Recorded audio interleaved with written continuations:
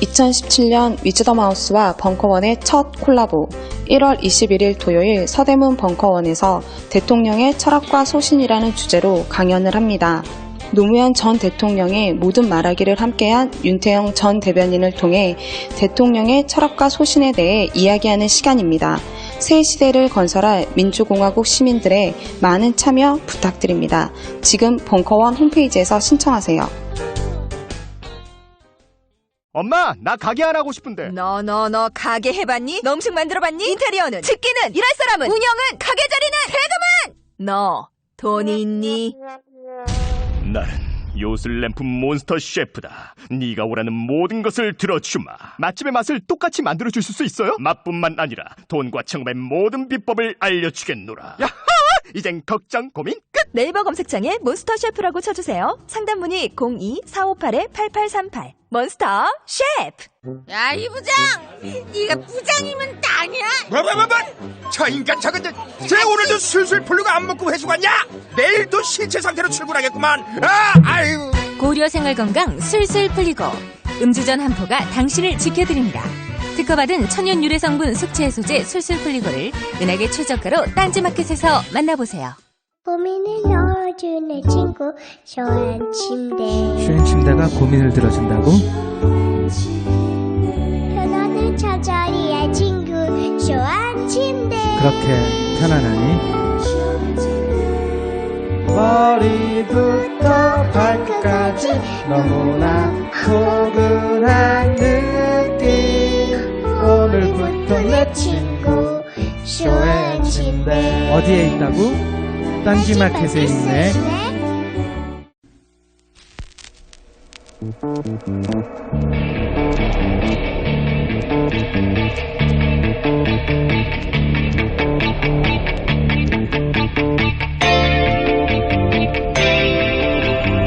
안녕하세요, 김호준입니다.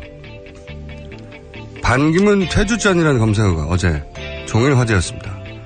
선친 묘소에서 따라준 술잔을 본인이 마신 장면 때문인데요. 반 총장 측은 재래는 지역마다 다른데 악의적으로 공격하는 것은 대단히 유감스럽다고 했습니다.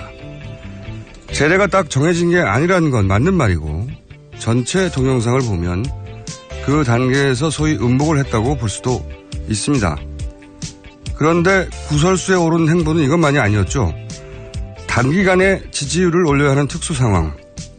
급하다 보면 실수도 있기 마련입니다. 그럼 실수라 하고 웃고 넘길 해프닝인데, 그런데 정색하며 내놓는 해명, 예를 들어서 집회 2장을 한 번에 공항철도 매표기에 밀어넣는 장면에 대해서 그냥 실수를 하면 될 걸, 해외 시스템과 달라서 그렇다. 뉴욕에도 집회 2장 넣는 매표기는 없습니다. 그런 해명도 어설프고, 그리고 온 국민 보라고 연일 행사를 해놓고 개중 어색한 장면을 시작하는데 대통령에 나서면서 이 정도의 악의적이라고 역정을 내면 안 되는 거죠. 이 정도가 억울하면 기존의 상위권 대권 주자들은 이미 다 억울해서 죽었겠죠. 반기문 전 총장은 이제 철저히 검증돼야 하는 잠재적인 대선 후보의 한 사람이지 의전으로 모셔야 할 상전이 아닌 겁니다. 김호준 생각이었습니다.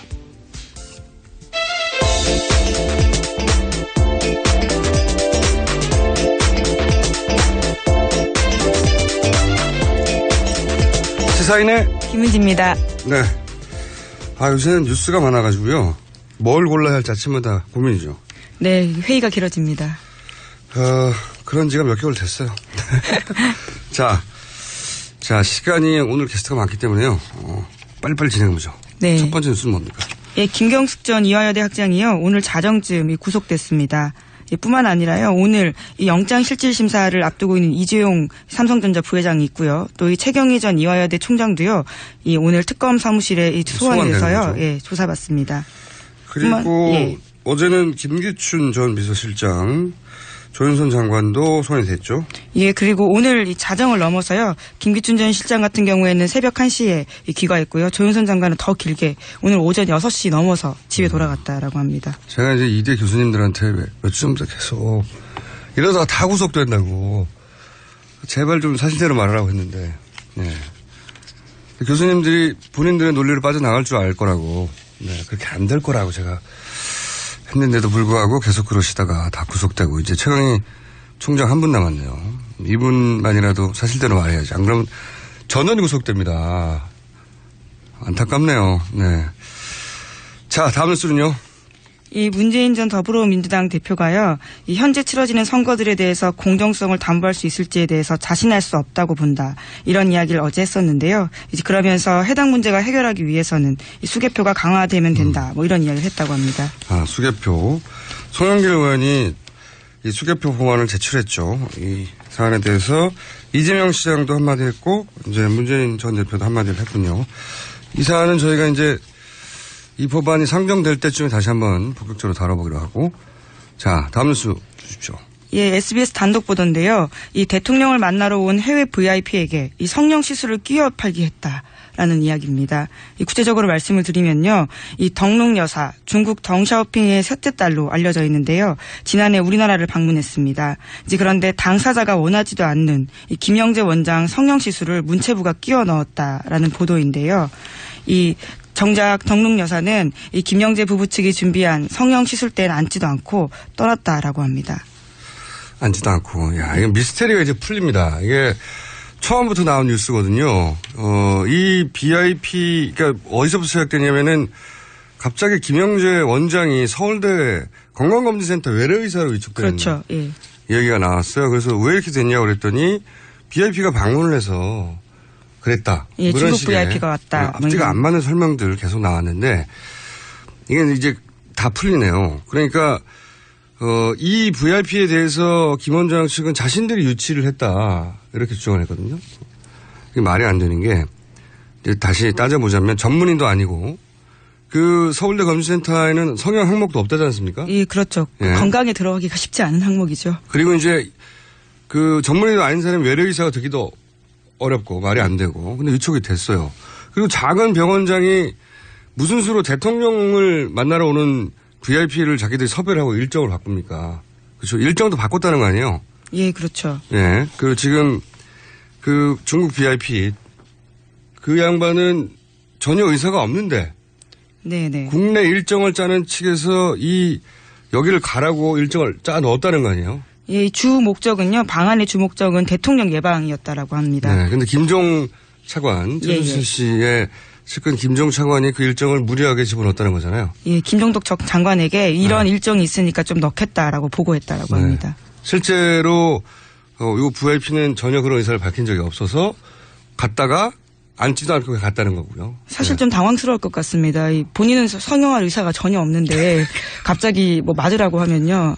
거기다가 그 다음 날이 대통령을 만나는 날이었다고 합니다. 얼굴 붓기도 빠지지 않은 채 만난다면 그것도 좀 우스운 노릇이고요. 아니, 이 VIP에 해당되는 그 여성 인사가 갑자기 전날 대통령 만나기 전에 성형시술 하라고 거기 가면 누가 합니까? 말도 안 되는 일정이죠.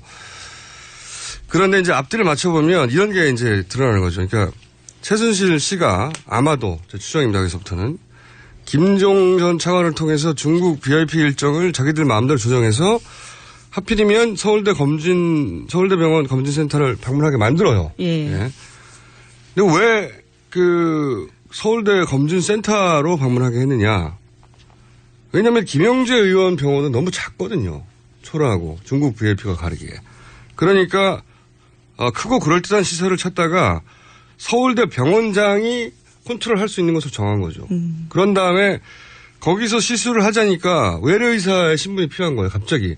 그래서 갑자기 위촉을 하죠. 그리고 이게 실패하고 나서는 다시 해촉을 해요. 예, 말도 안 되는 거죠. 이건 서울대 병원장을 이제 부를 때 따져야 될 부분이고, 근데 왜 이렇게까지 무리수를 뒀느냐.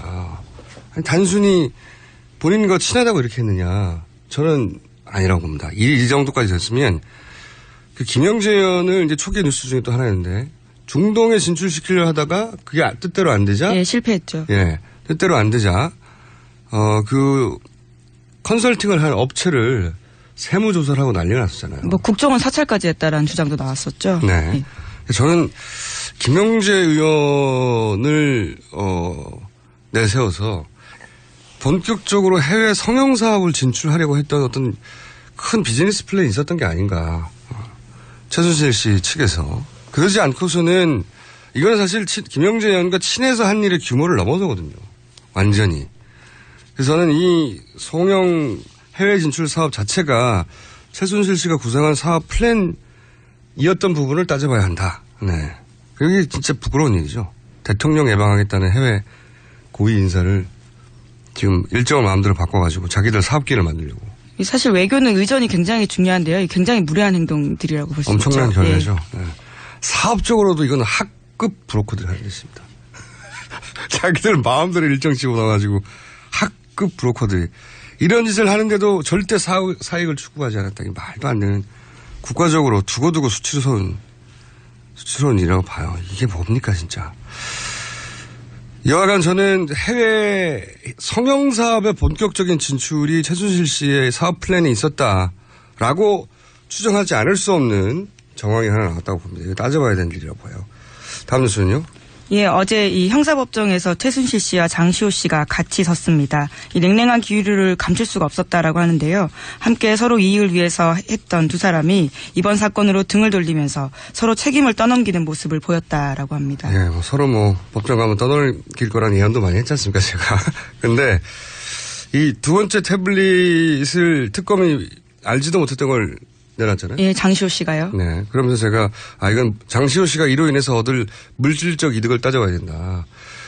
최순실 씨가 장기간 구금되면, 남겨진 어떤 자금을 본인이 처리를 맡았었고, 그래서 이제 자신이 독차지할 기회, 이런 기회를 한번 따져봐야 된다. 말씀드렸잖아요. 추가적으로 하나 말씀드리면, 본인의 심경의 변화가 있었어요. 그죠? 처음에는 안 그랬는데, 이제 굉장히 적극적으로 어느 시점부터 변했잖아요. 예, 장시호 씨가. 예. 예. 변호사 접견밖에 안 되는 걸로 제가 알고 있는데 비둘기라는 게 있어요. 비둘기. 메신저를 말씀하시나요? 예. 감옥 안에서 여타의 방법으로 쪽지 같은 거를 밖으로 전하고 안으로 들어오는 이건 사실 자범들도 하는 겁니다. 비둘기. 저는 이 비둘기를 통해서 소통하는 사람을 찾아봐야 된다고 생각이 들어요. 예전에 왜 한번 2주 전인가요? 특검이 갑자기 일시에 서울구치소를 압수수색한 적이 있잖아요. 예, 그렇습니다. 왜냐하면 이 관계자들이 서로 말이 너무 일치한다고. 그래서 틀림없이 소통하는 수단이 뭔가 있을 거라고. 예, 말을 맞추기 위한. 예, 그게 이제 비둘기거든요. 이렇게 작은 쪽지를 이제 소위 밖을 드나들 수 있는 사람한테 전하고 또 받고 하는. 저는 이 장시호 씨가 이런 심경의 변화를 일으킨 데는 갑자기거든요. 굉장히 극적이고 그리고 결정적인 증거고. 그런 소통하는 사람도 있을 수 있다. 이거 따져봐야 된다고 봅니다. 그리고 체포되기 직전에 동성도 파악해봐야 되고. 자, 여기까지 해놓고. 다음 뉴스는요? 예, 한겨레가 다시 한번 이 박연차 리스트를 보도했습니다. 이 여러 날에 걸쳐서 만났던 전현직 검찰 관계자들에 따르면 이 박연차 리스트에 반기문 전 총장의 이름이 있었다라는 사실을 확인해줬다라는 건데요. 이 박연차 전 회장이 2009년 2월에 검찰 조사를 받을 당시에 이 변호사와 상의한 다음 검찰도 모르고 있던 이름을 적어냈다라는 겁니다. 이에 대해서 반 전 총장은요, 박 전 회장은 알지도 못하는 사이다 이렇게 계속 밝히고 있는데요. 이제 그러니까 한겨레 쪽에서는요, 검찰 안팎에서는 고소를 통한 검증 필요성이 제기되고 있다라고 보도하기도 했는데요. 반 전 총장이 의혹을 제기한 언론사를 허위사실적 시에 의한 명예훼손으로 고소한다면 그 리스트에 이름이 있는지를 확인해볼 수 있지 않냐라는 겁니다. 한겨레 나름의 승부수네요. 그렇죠. 예, 한겨레를 고소해라. 그러면은 검찰에 가가지고 그 이전에 진술 기록이나 관련 서류를 보면 나오지 않겠냐. 이런 얘기네요. 네. 한겨레가 뭐랄까요. 덤벼라. 이런. 예. 허위 사실이라면 검증해보자. 뭐 이런 취지의 이야기도 그런 있습니다. 얘기네요. 반기문 전 총장에 관련한 뉴스는 사실 많이 나올 수밖에 없어요. 왜냐하면 오랫동안 이름이 거론됐는데 이제야 본격적으로 정치 행보를 시작했고 그러다 보니 이제 쌓여있던 게 한꺼번에 터져 나오는 거죠. 네. 그 중에서 첫 번째로 나온 게 이 반기문 리스트, 아니 그 박연차 리스트였는데 예. 관련해서 반기문 전 총장 얘기 나왔으니까 저희가 어제 나름 특종을 했습니다. 네. 매튜 리, 유엔 전문 취재 기자죠. 네. 이분에 관련된 특종을 했고 읽어보셨죠? 기자? 예. 많이 인용 보도가 됐더라고요. 네. 근데 이 사건 관련해가지고, 저희가 이제 추가로 좀 설명할 부분이 있는데, 반기호 씨죠. 둘째 남동생. 반 총장의 둘째 남동생 반기호 씨, 이분이 이제 거의 알려진 바가 그동안 없었는데 경찰 출신이라고 해요. 그리고 사무총장이 되기 전에는 경찰서에 근무하다가 손해보험협회에서 한 10몇 년 근무한 정도 경력이었는데 사무총장이 되고 나서 이제 몸값이 상승하고 소위 반기문 테마주라고 하는 회사의 사장 또는 부회장을 했어요. 보성파워텍이죠. 네. KD 파워에서는 해외 영업 부분 사장이었고 보성파워텍에서 부회장이었다. 그런데 이제 어제 이 반기호 씨에 대해서 유엔 전문 매체 이너시티 프레스의 매튜리 기자가 저희 인터뷰에서 미얀마에서 KD파와 보성파워텍이라는 회사와 사업을 하는데 왜 유엔 델리게이션, 유엔 사절단 일원으로 했느냐 이런 의혹을 제기했단 말이죠. 예. 앞으로 이제 매튜리 기자가 제기한 의혹들을 저희도 더 계속 파헤쳐 보겠는데 그런데 미얀마 정부 홈페이지에 의하면 반기호 앤드 유엔 델리게이션 미팅 이런 식으로 표현되어 있어요. 앤드. 그리고 이제 다른 관련 홈페이지를 보면 반기호 씨가 유엔 사무총장 반기문의 동생이라는 걸 미얀마에서도 알고 있었어요, 당연히. 그런 다른 관련 홈페이지에도 나오는데. 저희가 이제 뉴스공장 인터뷰 이후에 이제 추가 취재를 뉴스공장은 취재도 합니다. 추가 취재를 했는데 매튜리가 삭제됐다고 하는 이제 페이지에 다른 문장이 또 있었는지 그건 모르겠는데 혹은 매튜리가 유엔 대변인에게 질문을 했다지 않습니까? 관련 질문을. 그러면서 취득한 정보가 있는지 모르겠는데 그리고 또 미얀마 홈페이지 내용이 매튜리가 그런 공개 질의를 하자 뭐 삭제되고 뭐 이런 변경이 내용이 있었는지 모르겠는데 이제 현재 남아있는 페이지만을 저희가 말씀드리면 현재 남아있는 페이지를 저희가 미얀마 현지어 하는 분에게 의뢰해서 전문 번역을 했어요. 네. 이런 수고도 합니다. 근데 지금 명확하게 말씀드릴 수 있는 건 뭐냐면 유엔 사절단이 반기호 씨와 같은 날 같은 장소 같은 사람을 방문했다. 여기까지 팩트예요. 여기는 여전히 미얀마 정부 홈페이지에 남아있어요. 어마어마한 우연이죠 사실. 유엔 고위 관계자가 유엔 사무총장의 동생과 같은 날 미얀마에서 같은 장소에서 네네. 같은 미얀마 정부 관계자를 만났다. 이게 우연이죠. 너무 큰 우연. 뭐 이런 사실 종합해서 매튜 기자는 유엔 사절단의 일원이라고 해석을 한 것 같고 뉴스공장에서는 이제 공식적으로 표현을 하자면 남아있는 웹사이트 기준으로만 얘기하자면 반기호 씨와 유엔 사절단이 미얀마에서 같은 날 같은 장소 같은 사람을 만났다. 이것까지는 확인된 팩트다. 네. 민감한 사연이니까 최대한 객관적으로 표현하겠습니다. 같은 날 같은 장소에서 같은 사람을 만났습니다. 네. 그럼 이게 이제 남는 문제는 반기호 씨와 유엔 사절단이 너무도 우연히 같은 날 같은 장소에서 같은 사람을 만난 것인가? 아니면 형이 유엔의 사무총장인데 유엔의 사절단이 그 동생이 미얀마를 사업차 방문해서 같은 날 같은 장소라는 산업부 미팅룸입니다. 같은 사람은 미얀마 산업부 장관이에요. 우마웅밍인가요? 발음 굉장히 어렵던데. 그분을 만난 것이 사전에 어떻게든지 조율이 된 것인가? 네네. 이게 핵심이죠. 우연인가? 사전에 어떤 식으로든지 같은 날 같은 장소 같은 사람으로 조율이 된 것인가? 우연이라고 보기 힘든 포인트를 제가 몇 가지 얘기하자면 이 유엔 사절단 방문자의 책임자의 직책이 휴메니테리안 코오디네이터 처음 들어보는 거죠? 네. 네. 번역을 해보자면 인도주의적 문제에 관한 조정관, 조절자, 인권 조정관 이런 거라 볼 수 있는데 이름이 리네이트 록 데살리엔치 어렵습니다. 이분이에요. 근데 이 인권 조정관은 언제 그 지역에 파견되냐면 그 지역의 어떤 인도주의적 문제. 예, 미얀마예요. 네. 네. 인권 문제 다른 나라에도 가는 경우가 있어요. 그런 문제가 발생했을 때 현장에 파견해서 상주하는 유엔의 이 문제에 관한 최고위직 인사예요. 네, 높은 사람입니다. 미얀마는 이제 군부 독재의 시절부터 이 인도적 문제 때문에 비난도 많이 받았고, 네. 국제적인 경제 제재도 있었어요. 네. 지금도 그 로힝야인가 그 난민 문제로 그렇죠. 로힝야 네. 난민 문제예요. 네. 비난을 받고 있죠. 그러니까 이 휴메니테리안 코디네이터의 리포트가 굉장히 중요합니다. 그래야 경제 제재를 풀고 국가 이미지도 개선하죠. 예. 그런데 이 사람은 동시에 무슨 일도 하냐면 미얀마의 유엔 개발 계획의 책임자예요. 유엔 개발 계획은 뭐냐면 그 개도국에서 여러 가지 개발 원조를 총괄하는 것입니다. 경제적 이권도 관련된 곳이에요. 여기가 그 자리가 두 가지를 동시에 하는 사람이에요. 이 사람이 미얀마 입장에서 굉장히 중요한 사람이죠. 네, 이 리포트가. 그런데 이 사람이 하필이면 반기문 총장 동생이 미얀마 사업을 미팅하는 날 같은 장소 같은 사람을 만났다는 겁니다. 같은 네. 날에요. 예. 네, 같은 날. 예, 예. 대단히 의연하게도 네. 의혹을 제기하는 게 맞다. 이 사안은. 네. 우연이 너무 많다. 네. 그래서 델리게이션의 일원이라고 하는 메투리의 기자의 주장에 대해서는 저희가 현재 남아있는 기준으로는 명확하게 확인할 수는 없지만 같은 날 같은 장소에서 같은 사람을 만났다. 이렇게까지는 팩트로서 주장할 수 있고 앞으로는 저희는 그런 표현을 쓰겠습니다.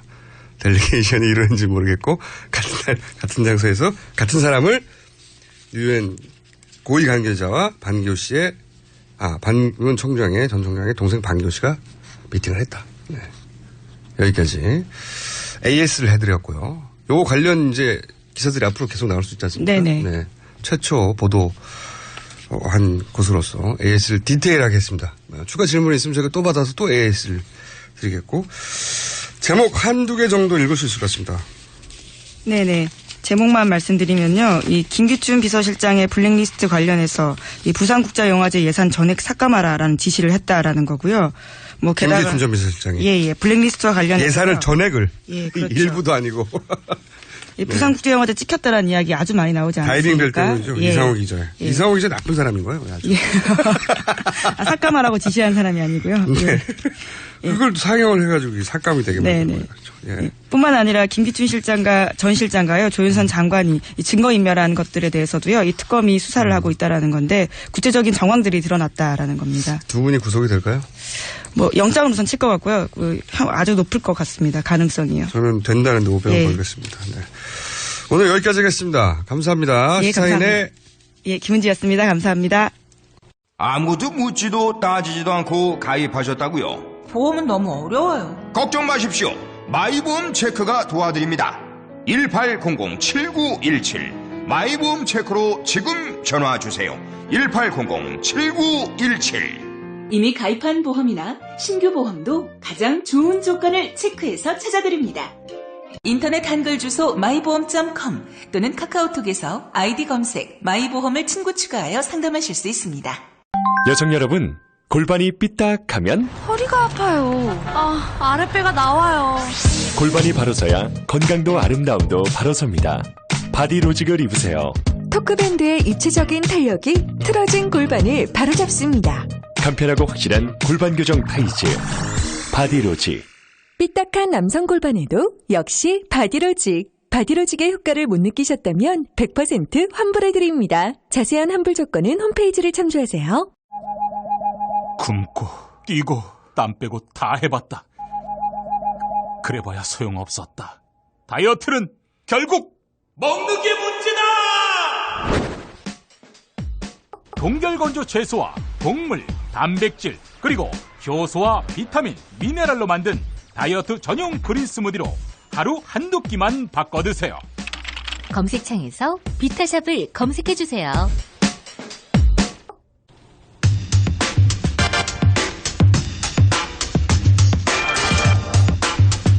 어제 미국의 유엔 전문기자 매튜리와 인터뷰에서 반기문 전 총장의 동생 반기문 씨의 미얀마 사업에 대한 의혹 제기가 있었습니다. 한마디로 반기문 씨의 미얀마 사업에 유엔이 관련 있는 게 아닌가 하는 의혹 제기인데요. 오늘은 이어서 정의당 이정미 의원 연결해서 관련된 추가 의혹 제기 여기 들어보도록 하겠습니다. 안녕하세요, 의원님. 네, 안녕하세요. 이정미입니다. 네. 어제 저희 보도 이후에 바로 추가 보도 자료를 내셨는데 우선 반기호 씨가 유엔 전 사무총장 반기문 전 총장의 동생 반기호 씨가 KD 파워, 보성 파워텍과 이제 사업을 미얀마에서 했다고 했는데 어떤 회사들인지 좀 알려주십시오. KD 파워는 태양광 발전 사업을 주로 하는 기업이고요. 반기호 씨가 2010년부터 2013년 말까지 사장으로 재직했던 회사입니다. 그리고 보성 파워텍이라는 회사는 발전소 부품을 생산하거나 송전탑 설비를 하는 회사고요. 2016년 9월까지 최근까지 반기호 씨가 이 회사에서 부회장으로 일을 해왔습니다. 그렇군요. 여기까지만 보면 뭐 특이점이 없는 회사인데요. 네. 그런데 이 반기호 씨의 미얀마 사업과 관련해서 유엔에 특혜가 있었던 거 아닌가라고 의원님도 지금 자료를 내놓으셨는데 그런 이유가 뭡니까? 그렇게 주장하신? 첫 번째로는 그 반기호 씨가 부회장으로 최근까지 재직했던 보성 파워텍과 관련해서 의혹을 좀 제기를 드렸는데요. 2015년 1월 달에 반기호 씨가 보성 파워텍의 미얀마 사업 진출과 관련해서 정부 관계자를 만나러 갔습니다. 그때 그 미얀마 산자부 장관하고 보성 파워텍 그 반기호 부회장이 함께 만나는 그 자리에 바로 연이어서 그 산자부 장관과 유엔 대표단이 함께 다시 면담을 했던 장면들이 저희가 확인을 했습니다. 그러니까 미얀마 정부 계정의 페이스북에서 해당 내용을 저희가 파악을 했고 그 사진까지 저희가 그 보도 자료로 냈습니다. 네. 네, 저희도 사실은 요 앞에 브리핑 시간에 그 부분을 다뤘는데 보니까 네. 연달아서 방문을 했더라고요. 네. 네, 2시간 간격으로 만났죠. 네. 그리고 그 참석한 사람이 누구냐 그 자리에 그게 굉장히 중요한 것 같은데 그 유엔 관계자, 유엔 대표단 사절단의 그 책임자가 유엔 개발계획의 책임자이자 인도주의 조정관 뭐 이 정도로 해석될 정도의 사람이었던 걸로. 네, 유엔 개발계획 인도주의 조정관이 참석한 것으로 거기까지는 저희가 지금 파악이 되어 있고 그 자리에 미얀마 정부에서는 산자부 장관이 나와 있었던 것으로 확인됩니다. 그 사업에 반기호 씨가 하는 사업과 직접 관련이 있는 사람들인 거죠 지금 보면. 그렇죠. 실제 그 보성 파워텍이 미얀마로 진출하기 위해서는 그쪽 그 산업 관련된 그 책임자를 만나는 것이 너무나 당연했을 것이고 유엔 쪽도 또 그 사람을 또 만났다라는 것이 상당히 의혹스러운 대목이라고. 네. 그래서 저희가 같은 날 같은 장소에서 같은 사람을 반기호 씨와 유엔 대표단이 만났다. 제가 이렇게 아주 우연하게도. 예, 특히 그리고 그 시점이 미얀마가 국제사회로부터 경제 제재에서 벗어난 지 얼마 안 됐고 이제 막 그 업체들이 진출하려고 하는 그 시점이라고 하는 것도 굉장히 중요한 것 같습니다. 네. 지금 매트류 기자의 말로는 그 유엔의 대표단에 누구누구가 참석했고 어떤 이야기가 오갔는지 그 기록을 유엔에서는 공개하지 않는다고 하는데 미얀마 홈페이지도 그런 내용은 없죠, 자세히? 네, 아직 그런 내용까지는 파악이 안 돼 있습니다. 그렇군요. 정확하게 그 2시간 간격으로 만났다고 하셨지 않습니까? 네. 그 외에도 그 여러 가지 지점들 지적하셨는데 혹시 이 미얀마 정부를 면담한 이후에 반기호 씨 회사가 수주한 사업이 있습니까? 제가 일부 언론 보도에서 좀 파악을 한 것인데요. 반기호 씨가 미얀마 방문 이후에 1,000억 원대의 미얀마 전력 현대화 사업을 추진한다는 그 내용까지는 저희가 파악을 했습니다. 이것이 실제로 수주로 연결됐는지까지는 확인이 안 돼 있는데 일단 이 보도 관계에 대해서는 반기호 씨나 반기문 전 총장이 사실관계를 확인을 할 필요가 있죠. 예. 그렇군요. 그리고 그 보성 파워텍 이전에는 KD 파워. 네네. 네. KD 파워가, 같이 일했던 회사인데, 이때는 이제 태양광 사업으로 알려졌죠. 네. 네. 근데 이 KD 파워가 미얀마의 태양광 사업을 본격 진출하기로 한 즈음에 반기문 전 총장이 또 미얀마를 공식 방문하지 않았나요? 예. 이게 그 보성 파워텍도 반기호 씨가 움직일 때 유엔이 같이 움직였던 것처럼 이 당시도 KD 파워가 움직일 때 반기문 씨가 같이 움직였습니다. 그러니까 2012년 4월 29일 날 반기문 총장이 미얀마를 방문해서 국회에서 그 국제 인사로는 처음으로 의회 연설을 했고 국제사회에 미얀마에 대한 추가 제재를 완화해달라, 해제해달라 이런 것을 촉구하는 연설을 했는데요. 바로 그 직전에 KD 파워 반기호 사장이 미얀마를 방문했던 것이 확인이 되어 있습니다. 아주 절묘하게 시기가 맞아떨어진다고 봐야 되죠. 그러니까요. 저도 앞서서 이 대목을 좀 지적했는데, 그러니까 수출을 하려면 그 국가가 국제사회로부터 제재를 받지 않아야 되고 벗어나야 되는데, 그죠? 네. 네. 그런 데 있어서 이제 유엔의 리포트나 유엔의 호소가 중요한 역할을 하는 거겠죠. 네. 네. 그래서 연결되어 있는 게 아니냐 하는 의혹 제기가 가능한 대목인데, 네. 이거 외에도 또, 처음으로 제기하신 부분인데, UN 글로벌 컴팩트에 KD 파워가 가입을 했다. 이건 문제다. 이런 지적하셨는데 이게 왜 문제입니까? 그리고 KD 글로벌 컴팩트가 어떤 거죠? UN 글로벌 컴팩트라고 하는 것은 그 UN 차원에서 기업의 사회적 책임을 강화하기 위해 설립된 세계 최대의 자발적인 기업 모임입니다. 그러니까 이 모임에 가입을 하게 되면 한 30억 원대에 달하는 UN 조달 시장의 정보를 제공을 받아요. 그리고 UN 글로벌 컴팩트 비즈니스 지도자 포럼이라고 하는 것에 이제 초청이 되는데, 이렇게 되면 전 세계의 다양한 인적 네트워크를 가지게 되는 그런 혜택을 갖게 됩니다. 그러니까 그런 시장 정보와 인적 네트워크, 이것을 받는 이제 특혜를 갖게 되는 것인데, 여기에 가입하는 절차가 서류를 총장에게 제출을 하면 총장이 승인을 해줍니다. 그런데 이 과정을 보면 결국은 동생 반기호 씨가 형인 반기문 씨에게 나 여기에 가입하겠다라는 그 서류를 제출했고, 결국 반기문 씨가 동생 회사를 승인해주는 이런 과정을 거치게 됐던 것이죠. 절차적으로 분명히 그러네요. 네. 네. 사무총장이 승인을 하는 거니까. 근데 이제 그렇게 그런 절차 문제 말고 자격의 문제가 혹시 있습니까? KD 파워가 이 UN 글로벌 컴팩트에 충분히 가입할 수 있는 자격이 되면 그게 또 문제가 아닐 수 있지 않습니까? 이 UN 글로벌 컴팩트가 가입 조건으로 내세운 것은 인권, 노동, 환경, 반부패 등의 10대 원칙을 이제 이행하겠다라고 하는 그런 의지를 갖는 기업체들에게 가입을 승인을 해줍니다. 근데 이 회사가 처음에 가입을 할 때 자기는 태양광 사업을 한다라고 들어가 놓고 석탄 화력 발전이라든가 망간 채굴 사업이라든가 반환경적인 이런 사업들을 같이 추진을 한 것이죠. 그리고 이 모임에는 아까 얘기했던 그 10대 원칙을 매년 어떻게 이행했는지 이행 보고서를 제출하게끔 되어 있어요. 근데 2013년에 가입하고 2년 동안 이 이행 보고서를 한 번도 이 회사가 제출을 하지 않습니다. 관심이 그러다 없었군요. 보니까 의무를 이행하지 않아서 자발적으로 제명 조치가 되는 국제적인 망신거리가 된 상황이죠.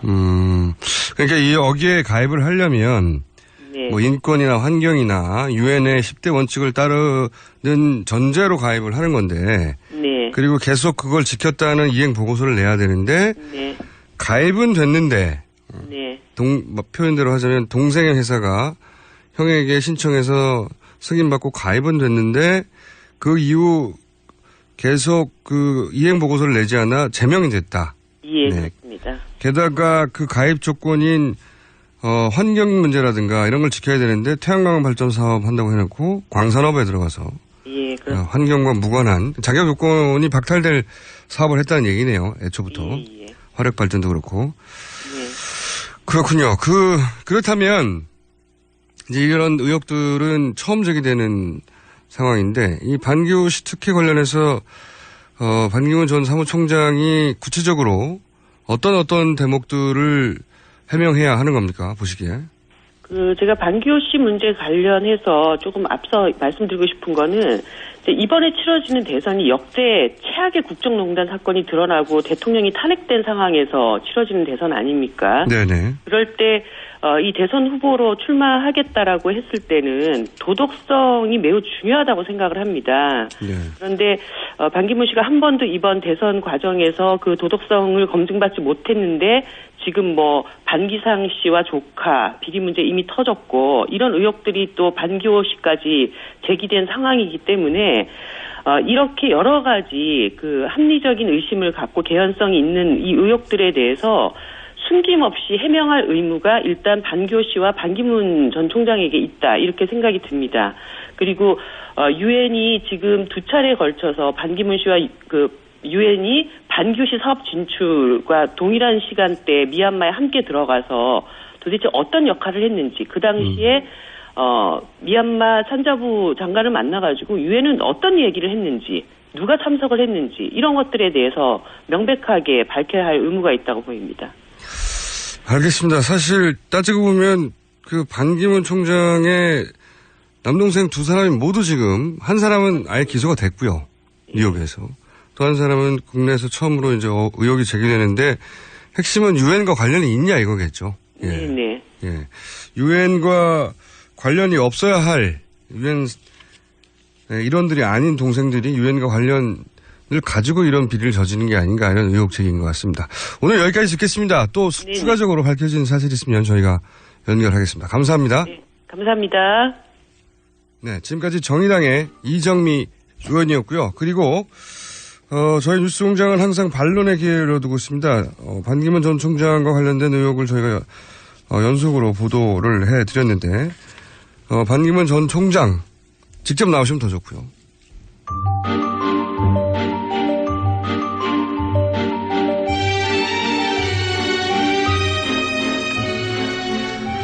자, 하영 기자. 네, 안녕하세요. 한겨레 하호영 기자입니다. 네. 하영 기자가 지금 반기문 전 총장의 마크맨이 되겠습니다. 정확하게 마크맨입니까? 아니면 뭡니까? 정확하게 마크맨은 아니고요. 네. 제가 출입하고 있는 기자죠. 네. 네. 여당, 여러 당과, 여당과 보수 진영의 제3지대까지 포괄해서 출입하고 있는 기자입니다. 네. 자. 그래서 사실은 반기문 전 총장이 논란이 된 현장 몇 군데를 같이 갔죠? 예, 지난 1박 2일 동안 같이 갔다 왔습니다. 최근 1박 2일 동안 함께 했다. 네.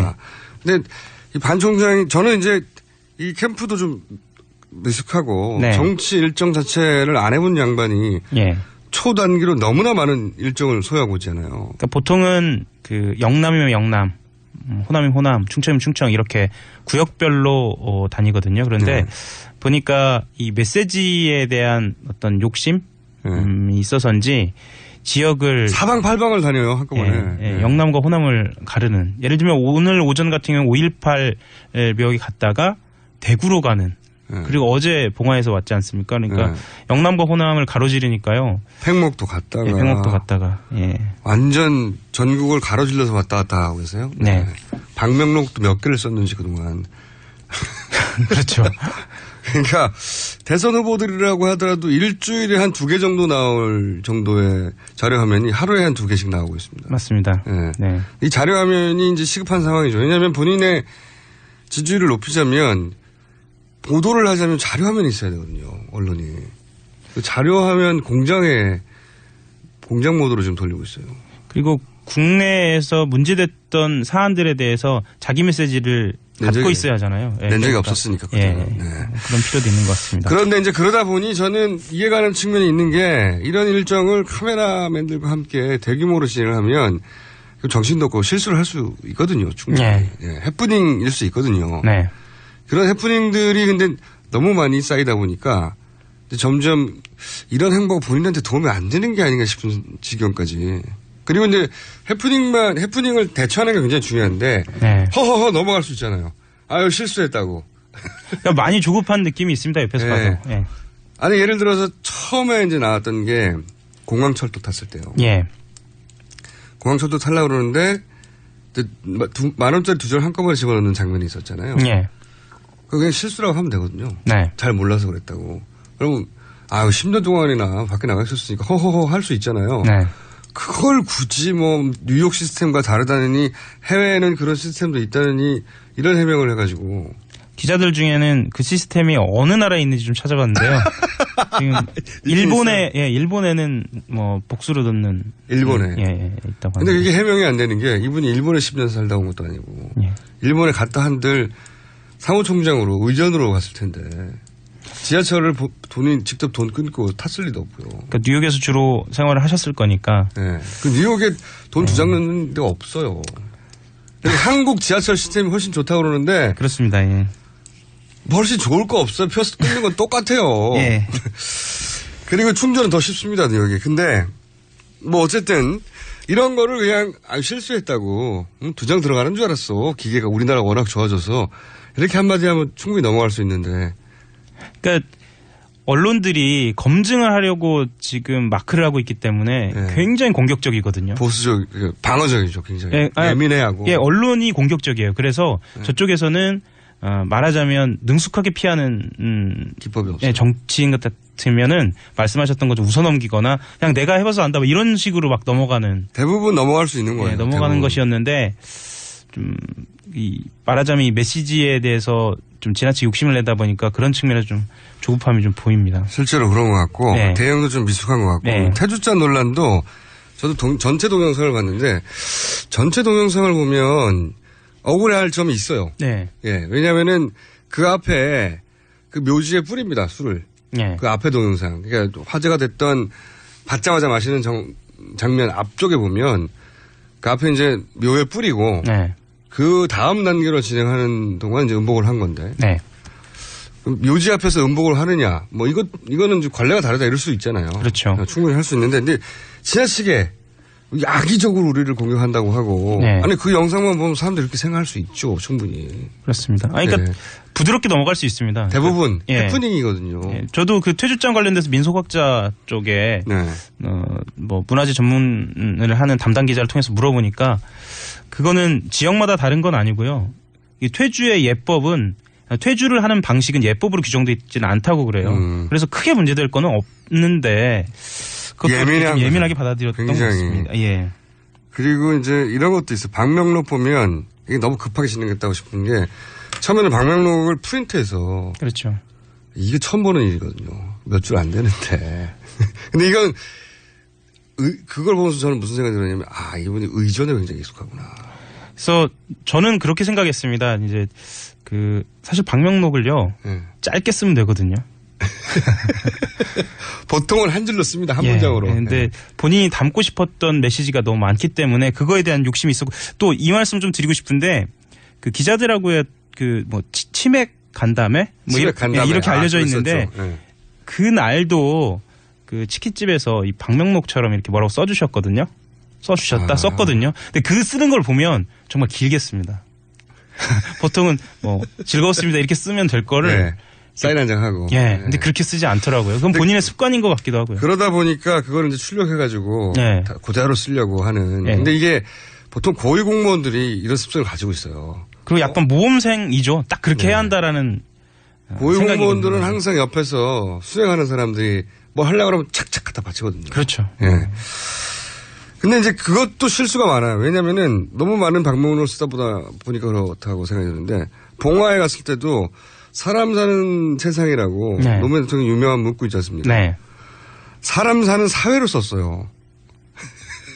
그러니까 저쪽에서는 어찌 보면 좀 억울할까 단어 하나 틀린 것 같고 왜 자꾸 이러냐라고 이야기를 하는데 언론 입장에서 그렇지 않거든요. 당연하죠. 이건 너무나 유명한 문구이기 때문에. 그리고 본인이 거길 가는 게 굉장히 중요한 상징적 의미가 있었지 않습니까? 그렇죠. 그날이 굉장히 중요한 날이었습니다. 봉화마을하고 세월호 같은 경우에는 본인이 지금까지 낸 메시지에서 벗어나 있는 영역이었기 때문에 그리고 그날 실제로도 그랬지만 반대하는 목소리가 그 현장에서 나올 것이라고 예상이 됐기 때문에 충분히 준비되어 있을 거라고 생각했거든요. 기자들이 많이 따라갔고요. 예. 그리고 현장에서 질문도 굉장히 날카로웠고요. 그래서 그에 대한 대비가 좀 충분히 돼 있을 거라고 생각을 했는데 그렇진 않은 것으로. 그렇죠. 사람 사는 세상.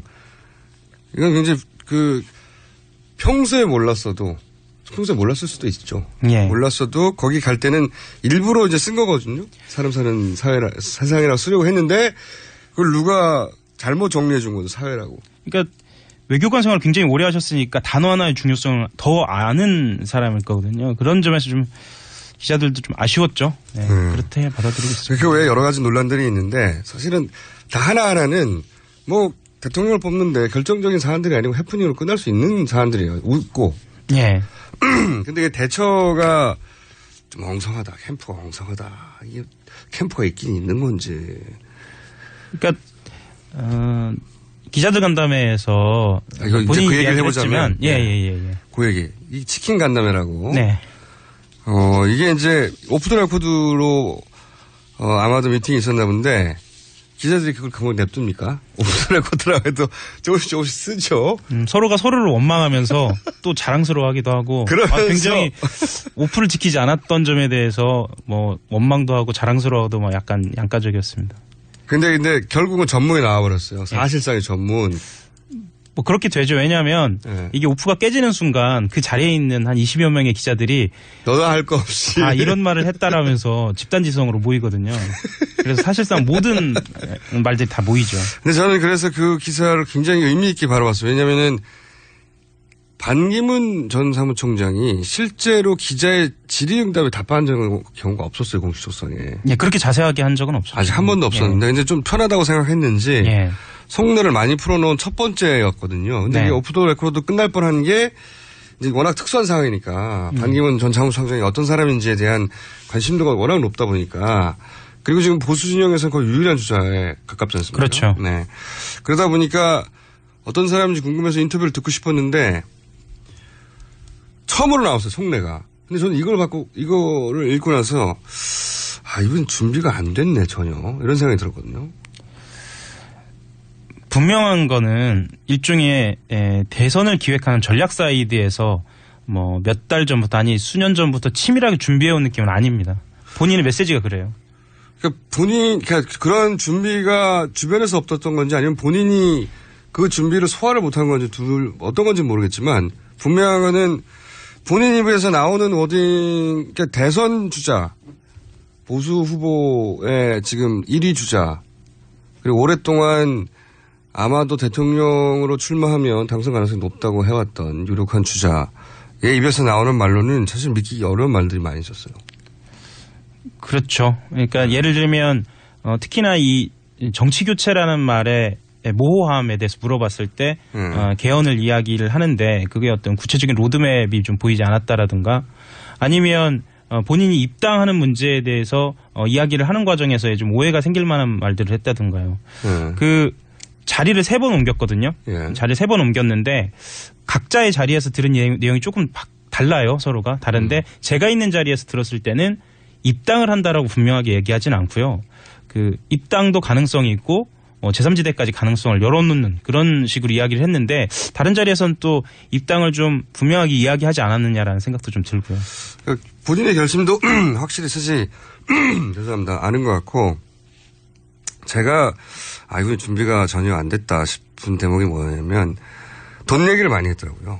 맞습니다. 돈 얘기 사실 이게 기자들하고 자리에서 이런 돈 얘기를 잘 안 하게 되거든요. 이게 모양이 빠지고 준비가 치부도 굉장히 부끄러운 대목이긴 해서 읽어보면은 뭐 예를 들어서 원래는 나는 항상 고용인이었는데 정부와 유엔으로부터 그 기사를 읽는 겁니다. 봉급을 받았지만 이제 다 내가 내야 된다. 사무실 43평, 32평짜리 2개를 빌리고 자동차도 2개를 빌리고 운전기사, 비서, 비행기 싹 전부 다 내가 개인 돈으로 내야 하는데 어렵다 이게 너무. 네. 그렇게 얘기했습니다. 이게 대선 출마하는 사람이 자동차 2대 빌리고 뭐 사무실 2개 빌렸다고 너무 어렵다고. 그러니까 그 현장에 있는 분위기는 정말 솔직하게 얘기한다. 이렇게 받아들이는 쪽도 사람도 많았어요. 있을 수도 있겠지만 굉장히 모양이 빠지는 거거든요. 그리고 이 정도 고충은 자기가 알아서 할 수 있어야 하는 사람인 거예요. 대선 주자는. 뭐 그렇게 받아들일 수도 있을 것 같습니다. 그래서 이게 아직 준비가 덜 된 것 같다. 벌써 음악이 나옵니까? 30초 남았는데 시간상.